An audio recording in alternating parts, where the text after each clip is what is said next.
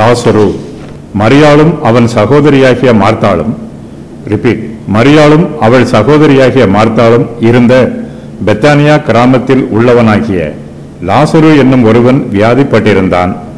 கர்த்தருக்கு பரிமள தைலம் பூசி தன் தலைமயிரால் அவருடைய பாதங்களை துடைத்தவள் அந்த மரியாளே. அவளுடைய சகோதரனாகிய லாசரு வியாதியாயிருந்தான். அப்பொழுது அவனுடைய சகோதரிகள், ஆண்டவரே, நீர் சிநேகிக்கிறவன் வியாதியாயிருக்கிறான் என்று சொல்ல அவரிடத்திற்கு ஆள் அனுப்பினார்கள். இயேசு அதை கேட்டபொழுது, இந்த வியாதி மரணத்துக்கு ஏதுவாயிராமல் தேவனுடைய மகிமை விளங்குவதற்கு ஏதுவாயிருக்கிறது, தேவனுடைய குமாரனும் அதனால் மகிமைப்படுவார் என்றார். இயேசு மார்த்தாளிடத்திலும் அவளுடைய சகோதரியினிடத்திலும் லாசருவினிடத்திலும் அன்பாயிருந்தார். அவன் வியாதியாய் இருக்கிறதாக அவர் கேள்விப்பட்ட பொழுது தாம் இருந்த இடத்திலே பின்னும் 2 நாள் தங்கினார். லாசரு என்பவன் இயேசு கிறிஸ்துவின் சிநேகிதன். இவனும் இவனுடைய சகோதரிகளாகிய மார்த்தாளும் மரியாளும் பெத்தானியா என்னும் கிராமத்தில் வசிக்கிறார்கள். இது எருசலேம் நகரத்திற்கு மிகவும் அருகில் உள்ள கிராமம். இது எருசலேமில் இருந்து 2 மைல் தூரத்தில் உள்ளது. இயேசு கிறிஸ்து பண்டிகைகளை ஆசரிப்பதற்காக எருசலேம் நகரத்திற்கு வரும்போது அவர் பெத்தானியா கிராமத்தில் இவர்களுடைய வீட்டில் தங்குவது வழக்கம். மார்த்தாளும் மரியாளும் வீட்டு வேலைகளை செய்து கொண்டு வீட்டை கவனித்து பராமரித்து வருகிறார்கள். மிகவும் சந்தோஷமான குடும்பம். இவர்களுடைய குடும்ப காரியங்கள் அனைத்தும் ஒழுங்கும் கிரமமுமாக நடைபெற்று வருகிறது. இந்த குடும்பத்தாரோடு இயேசு கிறிஸ்து சிநேகமாக இருக்கிறார். இவ்விரண்டு சகோதரிகளில் ஒருவராகிய மரியாள் என்பவள் இயேசு கிறிஸ்துவுக்கு பரிமள தைலம் பூசி தன் தலைமயிரால் அவருடைய பாதங்களை துடைத்தவள். இயேசு கிறிஸ்துவை அபிஷேகம் பண்ணுவதை இது குறிப்பிடுகிறது என்று யோவான் எழுதியிருக்கிறார். இவர்களுடைய சகோதரனாகிய லாசரு வியாதியாய் இருக்கிறான். நமக்கு மிகவும் சிநேகமாக இருக்கிறவர்கள் வியாதியாய் இருந்தால் அது நமக்கு வருத்தமாக இருக்கும். நமக்கு அதிக சிநேகிதர்கள் இருக்கும்போது இதுபோல அதிகமாக வருத்தப்பட வேண்டியது வரும். நமக்கு ஆறுதல்களும் ஆசீர்வாதங்களும் அதிகரிக்கும் போது நமக்கு பாடுகளும் துன்பங்களும் அதற்கு ஏற்றாற்போல் அதிகரிக்கும். லாசரு என்பதன் மறுபெயர் எலையேசர் என்பதாகும். தேவன் உதவி புரிகிறார் என்பது இந்த பெயரின் பொருள்.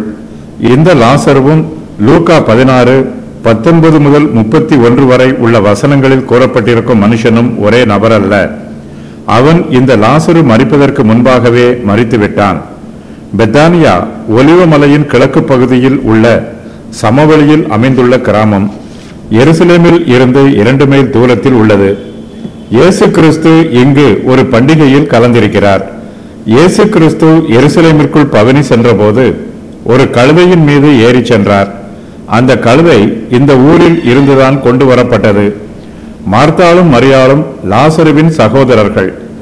யோவான் 12:3 முதல் 8 வரை உள்ள வசனங்களில் இயேசு கிறிஸ்துவை அபிஷேகம் பண்ணியவள் இந்த மரியாளே. இந்த நிகழ்ச்சிக்கு முன்பாக மரியாள் இயேசுவை அபிஷேகம் பண்ணினாளா என்று தெரியவில்லை. இந்த சுவிசேஷத்தை எழுதின யோவான் இந்த நிகழ்ச்சி நடைபெற்று பல வருஷங்களுக்கு பின்பே இந்த விசேஷங்களை எழுதினார்.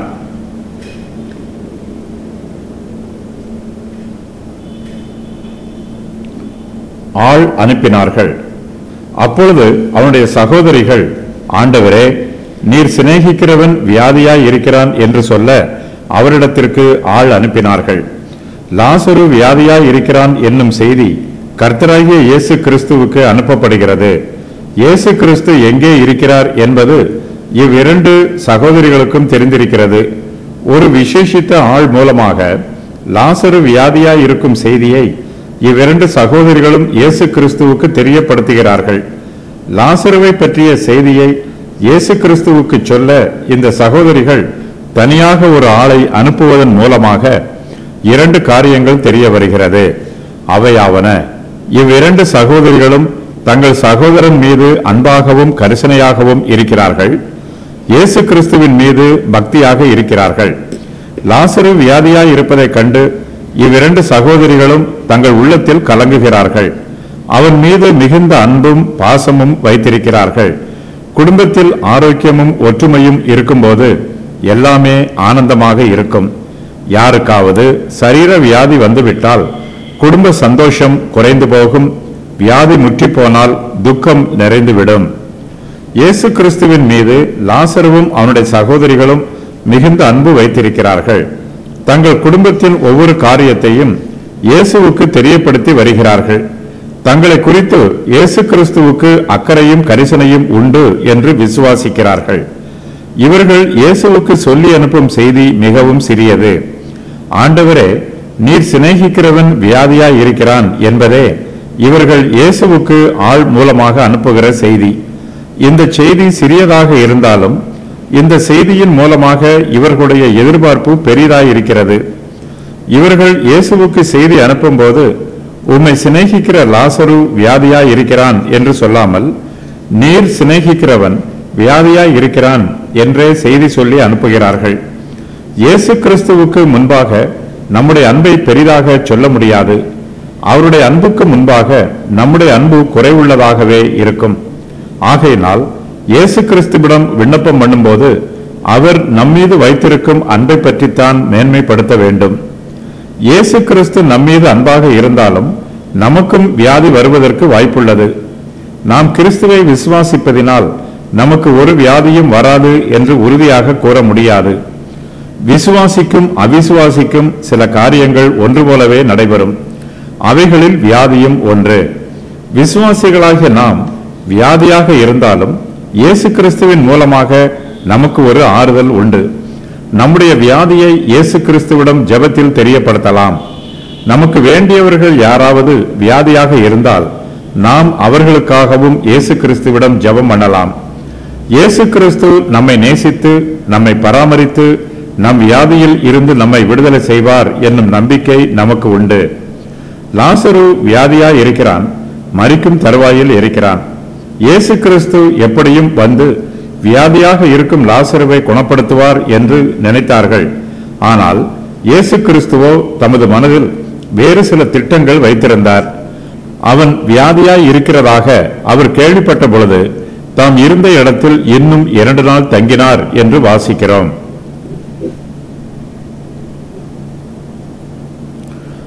மரணத்துக்கு ஏதுவாய் இராமல், இயேசு அதை கேட்டபொழுது, இந்த வியாதி மரணத்துக்கு ஏதுவாய் இராமல் தேவனுடைய மகிமை விளங்குவதற்கு ஏதுவாய் இருக்கிறது, தேவனுடைய குமாரனும் அதனால் மகிமைப்படுவார் என்றார்கள். மார்த்தாளும் மரியாளும் அனுப்பிய ஆள் இயேசு கிறிஸ்துவிடம் அவர்களுடைய செய்தியை கூறுகிறார். அந்த செய்தியை கேட்டு இயேசு கிறிஸ்து அதை பற்றி கூறும் சம்பவத்தில் 2 காரியங்கள் இடம்பெற்றிருக்கிறது. அவையாவன, இந்த வியாதி மரணத்துக்கு ஏதுவாய் இல்லை, தேவனுடைய மகிமை விளங்குவதற்கு இந்த வியாதி ஏதுவாய் இருக்கிறது. லாசருவுக்கு வந்திருக்கும் வியாதி மெய்யாகவே மரணத்துக்கு ஏதுவானது. இந்த வியாதியினால் அவன் மரித்து போக போகிறான். 4 நாட்களாக அவன் மரித்தவனாகவே இருப்பான் என்பது இயேசு கிறிஸ்துவுக்கு தெரியும். வியாதியினால் மரித்தால் மரித்த பின்பு சரீரத்தை கல்லறையில் அடக்கம் பண்ண வேண்டும். லாசருவின் வியாதிக்கு மரணம் முடிவல்ல, அவன் மரிப்பான். ஆனாலும் அவன் மரிக்காமலும் இருப்பான் என்று இயேசு கிறிஸ்து கூறுகிறார். விசுவாசிகளுக்கு சரீர மரணம் நம்முடைய வாழ்வின் முடிவல்ல. நாம் மரிக்கும் போது இந்த உலகத்தில் இருந்து கடந்து சென்று நித்திய ஜீவனை பெற்றுக்கொள்ளப் போகிறோம். பரிசுத்தவான்களின் வியாதி எப்போதுமே மரணத்திற்கு ஏதுவானது அல்ல. நம்முடைய சரீரம் இந்த உலகத்தில் மரிக்கும் போது நம்முடைய ஆத்மா மறு உலகத்தில் பிறக்கிறது. லாசருவின் வியாதி தேவனுடைய மகிமை விளங்குவதற்கு ஏதுவாக இருக்கிறது. பரிசுத்தவான்களின் பாடுகள் தேவனுடைய நாம மகிமைக்காக நியமிக்கப்பட்டிருக்கிறது. நாம் பாடுகளை அனுபவிக்கும் போது தேவன் நமக்கு காண்பிக்கும் கிருபை மிகவும் பெரிதாக தெரியும். வேதனைகளின் மத்தியில்தான் தேவனுடைய இரக்கத்தை நம்மால் பூரணமாக அனுபவிக்க முடியும். நம்முடைய ஆவிக்குரிய வாழ்க்கையில் எத்தனை பாடுகள் வந்தாலும் சோர்ந்து போய்விடக்கூடாது. அவையெல்லாம் தேவனுடைய மகிமைக்காக நம்முடைய ஜீவியத்தில் அனுமதிக்கப்பட்டிருக்கிறது என்று நினைத்து ஆறுதல் அடைய வேண்டும். தேவன் மகிமைப்படுவார் என்றால் அதில் நமக்கு திருப்தி உண்டாக வேண்டும். நம்முடைய பாடுகள் மூலமாக தேவனுக்கு மகிமை உண்டாகும் என்றால் அந்த பாடுகளை நாம் பொறுமையோடு சகித்துக் கொண்டு ஆறுதல் அடைய வேண்டும். லாசருவின் வியாதி தேவனுடைய மகிமை விளங்குவதற்கு ஏதுவாய் இருக்கிறது என்று இயேசு கிறிஸ்து கூறுகிறார். தேவனுடைய அற்புதம் நடைபெறுவதற்கு லாசரு ஒரு கருவியாக இருக்கிறான். மரித்து போன அவனை தேவன் மறுபடியும் உயிரோடு எழுப்பி தம்முடைய நாமத்தை மகிமைப்படுத்துகிறார். தேவனுக்கு பிரியமானவர்கள் வேதனைகளை அனுபவிக்கும் போது நம்முடைய வேதனை தேவனுடைய மகிமை விளங்குவதற்கு ஏதுவாய் இருக்கிறது என்னும் சத்திய வார்த்தையை எடுத்துச் சொல்லி நாம் ஆறுதல் பெற வேண்டும். தேவனுடைய மகிமை விளங்கும் போது தேவனுடைய குமாரனும் அதனால் மகிமைப்படுவார். லாசருவின் வியாதி மரணத்துக்கு ஏதுவாய் இராமல் தேவனுடைய மகிமை விளங்குவதற்கு ஏதுவாய் இருக்கிறது. இயேசு கிறிஸ்து இந்த ஊரில் இருந்து 18 மைல் தூரத்தில் இருக்கிறார். லாசரு வியாதியாக இருக்கிறான். அவன் மரித்து போவான் என்பது இயேசு கிறிஸ்துவுக்கு தெரியும். இது தற்காலிக மரணமே.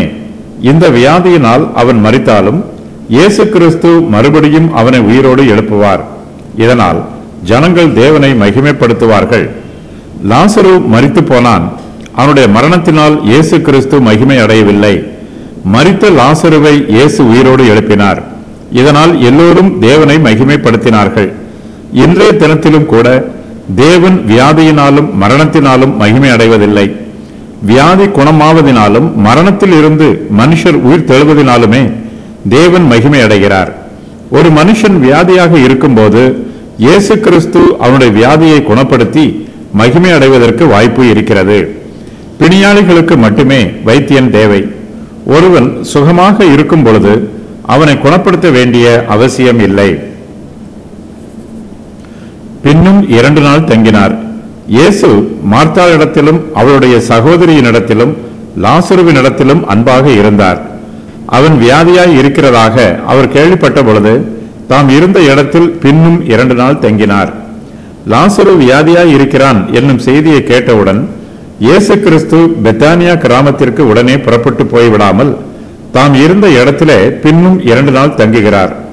ஆண்டவரே, நீர் சிநேகிக்கிறவன் வியாதியாய் இருக்கிறான் என்னும் செய்தியை லாசருவின் சகோதரிகள் இயேசு கிறிஸ்துவுக்கு ஒரு ஆள் மூலமாக சொல்லி அனுப்புகிறார்கள்.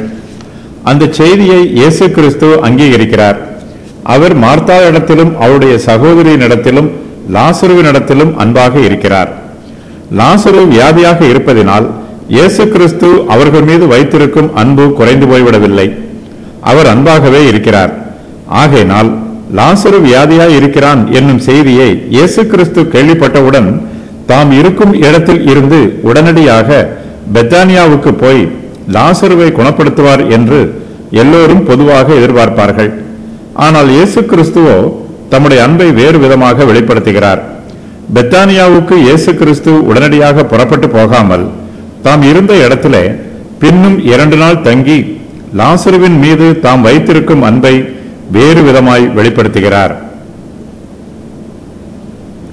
இயேசு கிறிஸ்து அவர்கள் மீது அன்பாக இருக்கிறார். ஆகையினால் அவர் அவருடைய கிராமத்திற்கு உடனடியாக போகவில்லை. இயேசு கிறிஸ்து அவர்களுடைய விசுவாசத்தை ஒருவேளை சோதித்து பார்க்க வேண்டும் என்று நினைத்திருக்கலாம். அவர்களுடைய பாடுகள், வேதனைகள், வியாதிகள் மத்தியில் அவர்கள் தேவனை துதிக்கிறார்களா என்று இயேசு கிறிஸ்து சோதித்தறிய விரும்பி இருக்கலாம்.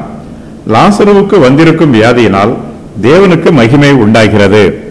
லாசருவின் வியாதியை குணப்படுத்துவதற்கு பதிலாக மரித்து போன லாசருவை உயிரோடு எழுப்பும்போது தேவனுடைய நாமம் மேலும் அதிகமாய் மகிமைப்படும்.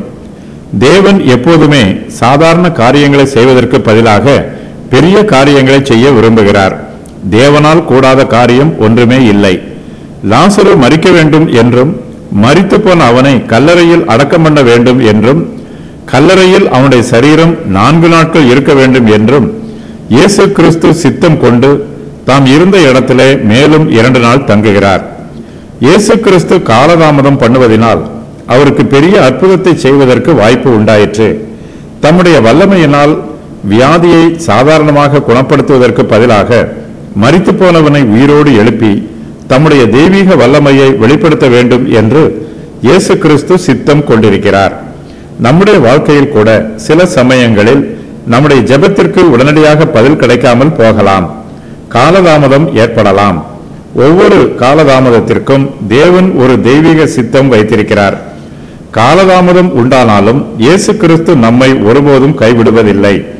இயேசு கிறிஸ்து பெத்தானியாவுக்கு உடனடியாக புறப்பட்டு போகவில்லை என்றாலும் அவருடைய உள்ளத்தில் பெத்தானியா ஊர் ஜனங்களை பற்றிய சிந்தனை நிறைந்திருக்கிறது.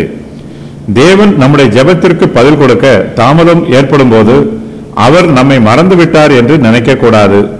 இஸ்ரவேலை காக்கிற தேவன் நம்மீது எப்போதுமே கண்ணோக்கமாய் இருக்கிறார், கரிசனையாய் இருக்கிறார். இயேசு கிறிஸ்து பின்னும் 2 நாள் தங்கினதினால் அவருக்கு மார்த்தாள் மீதும் மரியாள் மீதும் லாசரு மீதும் அன்பில்லை என்று கூற முடியாது. தெய்வீக வல்லமை லாசருவினிடத்தில் பரிபூரணமாக கிரியை நடப்பிக்க வேண்டும் என்பதற்காகவே இயேசு கிறிஸ்து பின்னும் 2 நாள் தங்கினார்.